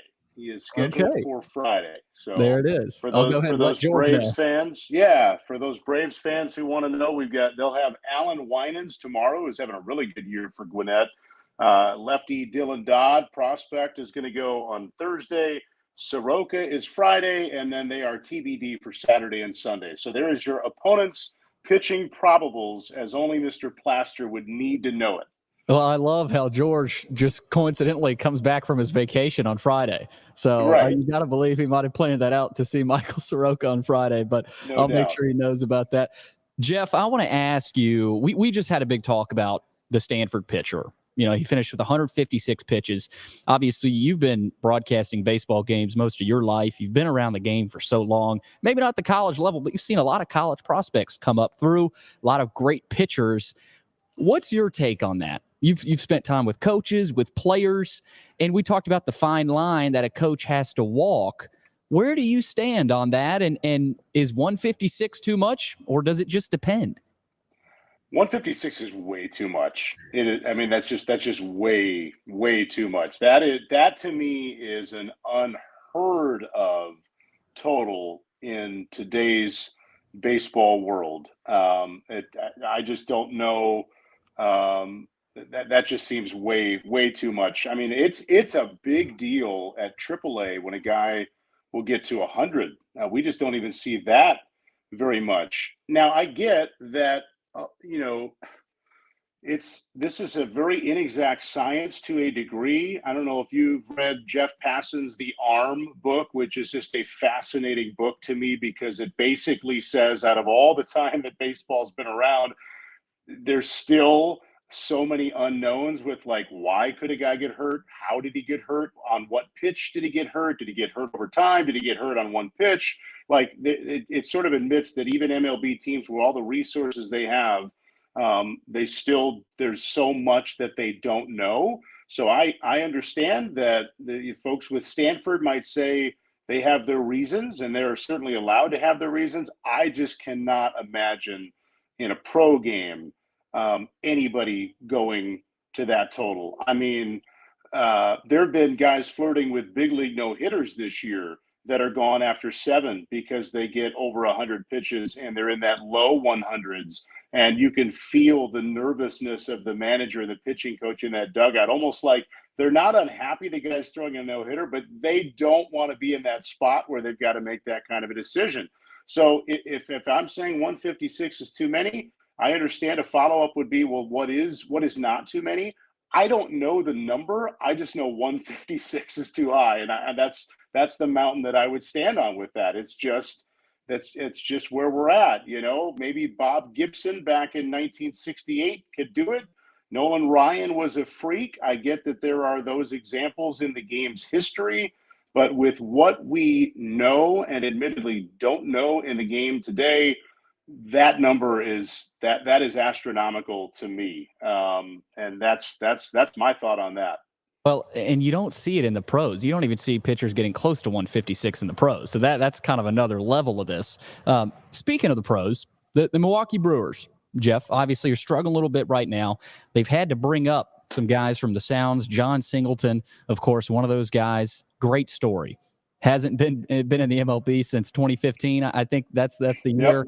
It's been a while. So from your experience, what's that like when the pro team is struggling a little bit? They need some bats. They got some injuries. They're banged up. What's it like covering that AAA team for you? Because obviously you got guys coming up from AA, from single A, a lot going on. How does that sort of change, I guess, your job, your preparation when there is so much movement when you've got your big league team that needs some players? No doubt. It makes it fun. It makes it fun. And there are times during a season where if you're covering a AAA team, you know your team is not as good as it was the night before because you've lost somebody. But when it's a call-up, there's only one way, in my opinion, to look at it, and that is it's great news. It's so hard for guys to even get to AAA. It's incredibly hard to get to the major leagues. So anytime a guy can get a shot up there, that's the story. That's the great news. And the AAA team is there to have guys ready when that happens. And we've seen it, like you said, happen a lot with the Sounds this year. There's Abraham Toro, who's up there right now, Andrew Monasterio, John Singleton. There are several very recent, not just former Sounds, but recent Sounds that are trying to help that Brewers team win that division, and they've been largely in first this year. Right now, they're one game back, but they're in the mix. So yeah, you realize that the AAA team takes a proverbial hit in a situation like that. But man, it's so fun because you see the work that gets put in. I mean, if you don't think a story like John Singleton's story is an awesome story, you're in the wrong business. And that's what I would tell myself if I weren't thrilled for John. It's like, what are we doing here? The guy's turned his life around. He's admittedly said, I'm a different person than I was when I made some mistakes as a younger guy. It's just a great story. Never too late in our lives to try to right a wrong. Never too late to try to get on a straighter path. 8 years since the guy had been in the big leagues. I mean, it's awesome. And we were in Charlotte when that happened 2 weeks ago at the start of what was this past 2-week trip. And Rick Sweet told the story, and it's out there for people who want to go hear it from his words. But basically, he got word while the Sounds were batting in the top of the 9th inning in a tie game. There was all kinds of stuff going on. There have been umpires arguments going on. There have been substitutions. There was just chaos in a good way with a late game situation. And the Sounds athletic trainer, Jeff Paxson, got a text from somebody at the big league level saying, get John out of the game. He's going up. Well, the athletic trainer then shows that to Rick Sweet, and he right then and there had to holler down to John at the other end of the dugout, John, you're going to the big leagues. And the dugout not only erupted, it erupted so much that the Charlotte defense on the field, like timeout was called, and they all looked into the Sounds dugout like, what is going on in the Sounds dugout? Because they just heard this commotion. Those are the cool moments of the job, whereas the play-by-play guy, you get to kind of tell that story, and it speaks to the influence that John had with the Sounds. And just, yeah, he's a good player, and he can hit the ball a long way, and he's an overall very accomplished player. But you really get a sense of what he meant to the team when the other guys are so excited for him, even though they're not the one going to the big leagues. Their joy was just for John and his accomplishment. And that kind of stuff never gets old. So, yeah, it'll affect the Sounds win-loss total to a degree when you're losing certain guys. But that's what it's all about, to get guys to the big leagues. And at AAA, you get those kind of stories where guys are going up all the time. And then every once in a while, you get one that's even next level given John Singleton's path. So those are the fun ones. So cool. That is tough to beat right there. Let's go to, obviously we got a big weekend for the Sound. Stripers in town, back in town. Felt like they were just in town. I know. But the Bananas, we had a baseball historian, Skip Nipper, on, and he was actually at the Bananas game. And obviously this was at First Horizon Park. So great crowd. I mean, great setting for it. I don't know. Were the Sounds obviously the Sounds were on the road, right? Were they playing that night? Yeah. We were playing that night. You talk about out of sight, out of mind. I was in another city in another region of the country, and I did not see any second of Bananas ball, or Banana Ball, or whatever it's called. So you may not be the guy to give us a report on the Bananas game. Probably not. I mean, I can tell you the sheer volume of ticket requests that I was getting from people, like kind of last minute, like, hey, are there any tickets? And this thing was long sold out. I know a lot of our staff put in a lot of hard work to make sure that they were executing from an operational standpoint at a high level, to knowing the volume that you identified of the crowd that was coming in. So it sounds like it was all a resounding success, very popular. Hopefully it'll come back sometime. I know there were some who were like, well, they got to come back more. They got to, well, our field takes such a beating from Sounds games that it was benefited by that 2-week trip that allowed for a couple of games like that where there was still time for the literal grass to recover from just having an event on the field. But it sounds like it was a pretty cool deal back here. But I missed out on it, and not only was I out of town, we were playing simultaneously, so I was very much distracted by other things. Jeff Hem joins us from the Nashville Sounds, obviously play-by-play voice of the Nashville Sounds. Kelly, take it away. Let's hear the off-the-wall question. Well, once again, Jeff's in the same type room that he's always in. It looks the exact same everywhere you go, which is unbelievable to me. Here, yeah. I mean, it's a broadcast booths or broadcast booths, man. That's just why they all look the same. Every time I look at it, it looks the same, no matter where you are. It's amazing. How should they look? I'm curious. I don't know. I'm just saying.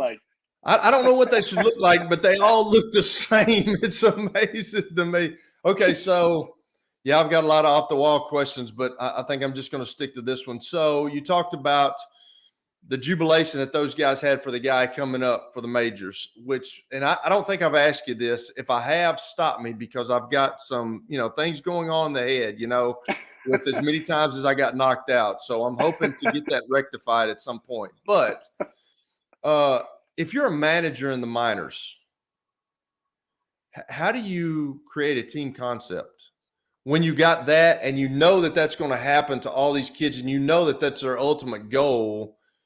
Like, how do you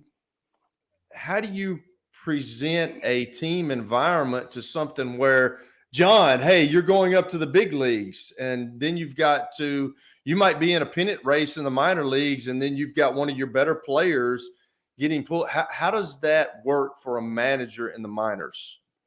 Yeah, it's an interesting dynamic. I think it's part of what makes AAA baseball so special, because over the course of the year, not only are the names going to change, they're going to change almost daily sometimes. I mean, we will by the end of September, from our opening day roster to the end of September, there will have been about probably 60 to 70 different players who appeared in a Sounds game, and you're starting the season with a 28-man roster. Almost 3 times over the roster is going to churn just because of the movement. I think for a manager, and the Sounds are so fortunate to have such a good one in Rick Sweet, because he not only knows how to help the guy who's going to the big leagues and make sure that player, in this case, like you said, John Singleton, is ready and his game is where it needs to be, so that when somebody got hurt like they did with the Brewers, the Sounds had a good player ready to go up. Rick's mind, because he's going to be the Sounds manager all year, his mind also is going to the 3 or 4 guys who, like you said, deep down in their heart of hearts are probably saying, great for John, but man, I would have really liked it if that had been me. It's only natural. They all want to get to the big leagues. It's a human part. So there's nothing wrong with the player feeling that way. The good managers and the good staffs can help that player who didn't go up understand maybe why it wasn't him this time. How might it be able to be him next time? Have some honest conversations sometimes, and help that player understand why it wasn't them, but also realize that, hey, yes, you currently as a Sound are trying to get to the big leagues with the Brewers. There are 29 other major league teams who are live scouting this thing for all the minor leagues as the year goes along. And there might be another team who sees you and they want you, and they might call you up even though this team might not. So I think there are enough reasons, because you're so close to the big leagues, for a AAA player to, in the short term, be down for a little bit that you weren't called up. I think there's enough of a carrot dangled in multiple ways that most players, I think, get really good at, hey, great for John, wasn't me this time, on to the next one, maybe it'll be me next time, and use it to an advantage, because it'd be really easy, or use it as a positive, as a better way to say it. Rather than just sulk about it, that's only going to get you so far, and that's going to run out pretty quickly. And I would imagine, Kelly, if I'm thinking of a comp, let's just say you're you're on the brink of trying to make an NFL roster as maybe the number 3 quarterback, and let's say you don't. I would imagine, at least want to know, hey, why? Why didn't I? So that I can correct A, B, or C. So when I land with that next team, I will be their number 3, or I might get a chance to be the number 2. Or why am I not a number 1? Like, you as the player, I would imagine, just want to know why. Tell me the brutal truth. Don't tell me, hey, you're close if I wasn't close. Don't tell me I was far away if I was close. Like, you just want to know, right? Well, a lot of times, Jeff, you don't get the ultimate honest answer. They bring you in there and they're going in a different direction, and you just got caught up in the numbers. Well, what does that mean? You're so distraught when they tell you, because when you're going up, when they tell you to bring your playbook, that's the end. So your mind is all these places, and you don't know about the questions that you want to ask, but it's always the same old line. We're going in a different direction. You got caught up in a numbers game. Well, that's not truly what happened, So that's I don't know if you ever get an honest answer from the top of the organization. You know what I'm saying? Okay. Yeah, I do. I will, and maybe it's not the best comp, because in this case, a guy most of the, like when this happened in Charlotte last week and John went up, the other few guys who might have been in consideration weren't ultimately let go. They just weren't called up. So they're still with the team. They're still playing. They still have a shot to get up there. But in my experience, professional baseball teams are really good at telling the player the why, and just saying, hey, here's how we're evaluating you. You might not like it. You may not agree with it, but here's how we're evaluating you. And so this is where we think your game could be better. This is what you're so good at. Here's where you might be lacking. And so, again, in my experience, I think a lot of these major league teams, because there's so much on the line for these players at AAA, are pretty transparent with them. And I'm sure if you asked a player, they might not say every single time, or they might have an example of where that wasn't the case. But I think, by and large, from what I can tell, these major league teams and these AAA staffs and managers and front offices, with all that they put into these players, do a great job of sharing why they are where they are, why they got sent back to AA, or why they're not at the big league level, but why they're at AAA and not somewhere else, or why they're being held on to, or why they're being looked at to be traded. I do think there's quite a bit of transparency for the players' benefit, and I think that's great, and I think it's important, and hopefully, in a large degree, other sports look at it that way, because that's what I would want if I were a player. Tell me, what am I not doing, so at least I can try to get better at it. That's great if they do that. I'm totally with you. I just wanted somebody to tell me the truth, be honest with me, but there's been situations. So I know that you keep up with the major league deal. Obviously, you keep up with the Brewers quite a bit, but do you keep up with all the guys that came through the Sounds? You try to keep up with those guys that have gone on to the majors, whether they're on the Brewers or whether they're on other teams. You try to make note every day to see how they're doing or see if they're still in the big leagues. No question. Yeah, I mean, I look at the transactions every day. I'm watching some of the highlight shows and just kind of taking a peek every now and then. I wonder where that guy is. Well, oh, he's over there now. I didn't realize that. Or some guys are playing overseas, and yeah, I think that's part of the fun too, because like I said earlier, you see the work that they put in. So you just want them to get a shot, and if they stick, that's great. I mean, Matt Olson with the Braves is having a great year. He was a Sound here a few years ago with Oakland, got to the big leagues with Oakland. Now he's with the Braves. I don't have the fandom for the Braves that George Plaster does, but I want Matt Olson to do well, because Matt's a great guy. He puts in the work. He put in the work down here. You see it. You get glimpses of some of these guys, some more than others, but you see enough of who they are and how they work. You want to, they make it easy for you to root for them. So, while I'm not a Braves fan in the way that others are, if there's a guy that I know on that team, I'm rooting for him. And then by default, I guess I'm rooting for their team. But you just want the players to do well, because you see so much behind the scenes when they're at AAA of the work that goes in to try to get even a day in the big leagues, much less a full career out of it. Well, I appreciate that, Jeff. I know that's the crazy questions of the week. I've got more, but I'm going to save them for next week. I know, Billy, we're running out of time. I get that. So I'll just hold what I've got for next week. Hopefully we're here. Jeff, all good. Thanks for taking the time. I'll tell George Soroka's on the bump on Friday. See you guys then. Thanks, Jeff. Appreciate it. Jeff Hem, play-by-play voice of the Nashville Sounds. Coming up, quick break. Bet of the day, Billy's bet of the day. I forgot to ask George. Hey, George, what are your bets of the day? I know everybody's waiting anxiously on that. Coming up, bet of the day here on the George Plaster Show. As the trusted premier custom home builder in Middle Tennessee, Donnelly Timmons has over 20 years of experience in the industry. Whether you're looking to build your dream home or renovate your current home, their team will ensure that every client and every remodel is unique, luxurious, and completed on time within budget. Founders Dustin Timmons and Joey Donnelly have over 25 years of construction experience in the Nashville area. Together, they have completed projects in Forest Hills, Oak Hill, Green Hills, Franklin, and Brentwood. Dustin and Joey believe that communication is the most important aspect of all construction projects. Therefore, they personally manage each project themselves and are involved in job site activities on a daily basis. Their commitment to quality and integrity has earned them an outstanding reputation among their clients. Contact them to set an appointment for a free consultation or to view some of their completed projects. Give them a call at 615-456-7983 or log on to DonnellyTimmons.com. You know, starting to save for your future doesn't have to be difficult.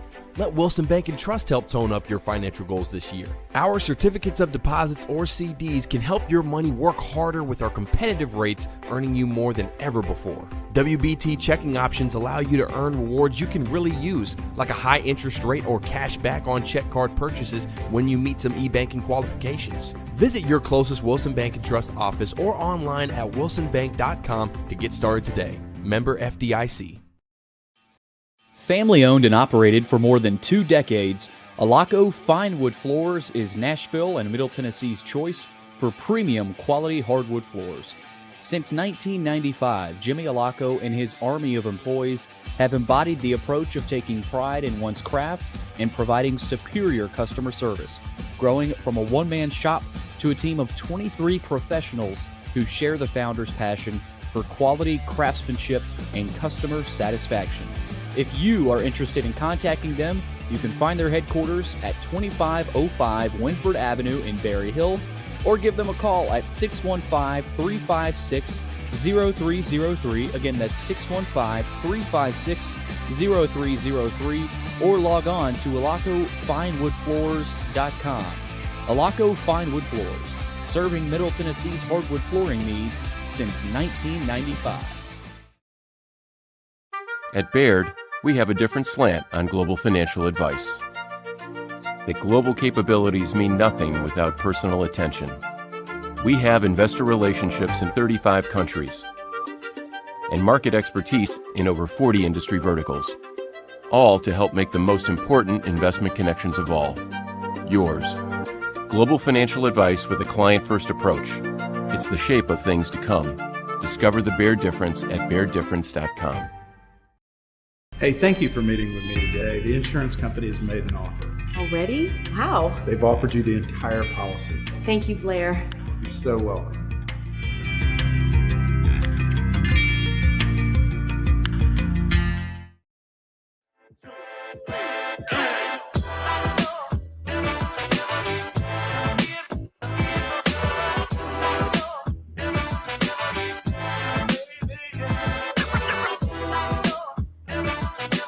Welcome back in. Final segment on a Tuesday. It is time for Billy's Bet of the Day with No Plaz in the building today. Presented to you by Bart Durham Injury Law Firm. They are, simply put, the best in the business. They are lawyers you can trust. So give them a call at 615-242-9000 or log on to bartdurham.com. And last night, Plaz picked up yet another W. He's rolling. That was a good pick for him. I said it. I thought that Denver would win, but they would cover, and they did. And Miami's a team. They don't usually get blown out. I mean, that's not, that's not a team that's just going to die slowly and quietly. Kelly, tonight, I know we probably don't have a graphic for this, I'm going to go tonight, of course, Vegas in Florida, Game 5. I'm going Vegas.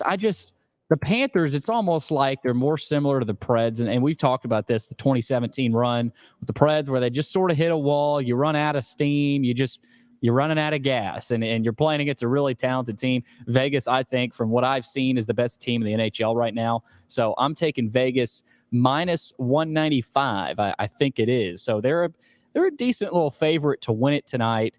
I'll be interested to see what you think, Kelly. I was tempted to go Florida just because they have been so pesky this year, but I'm going to take Vegas to go ahead and win it all tonight. I'm like you guys because George keeps talking about Florida and they're the 2017 Predators. Well, you know what happened in 2017. You're absolutely right. They get to the finals and then lose. So I think that's kind of what's happening, but never know about a team. It certainly seems that way, that they've kind of hit a wall and they are kind of finished. They got there and they just cannot seem to get over the hump, and Vegas is pretty good and they seem like they know they're really good. So I think they're probably going to win it. It's a long playoff. I mean, it feels like the NHL and NBA both. I mean, it's crazy. NBA is a long playoff. It's crazy. All these series that you got to go through to get to the finals. It's unbelievable. It's a whole nother season. Yeah, I mean, that's why there is so much load management now. I mean, you get the season. Second season is a playoff, so we'll see. I think Vegas wins it tonight. They get it done, and the Panthers' luck runs out. Kelly, we got 2 more of these, and I'm ready to roll. I'm starting to feel a little bit more comfortable. Last show was obviously, first time, long time, but I feel like I'm getting a little bit more comfortable. So tomorrow we've got a big show. We'll see what we got tomorrow. Tony Basilio, obviously, we'll have that video up on YouTube. But for Kelly Holcomb, David Wilson, I'm Billy Derrick. Thanks for listening. We'll see you tomorrow here on the George Plaster Show. See you. I know it's the lights are on and I thought you might be home.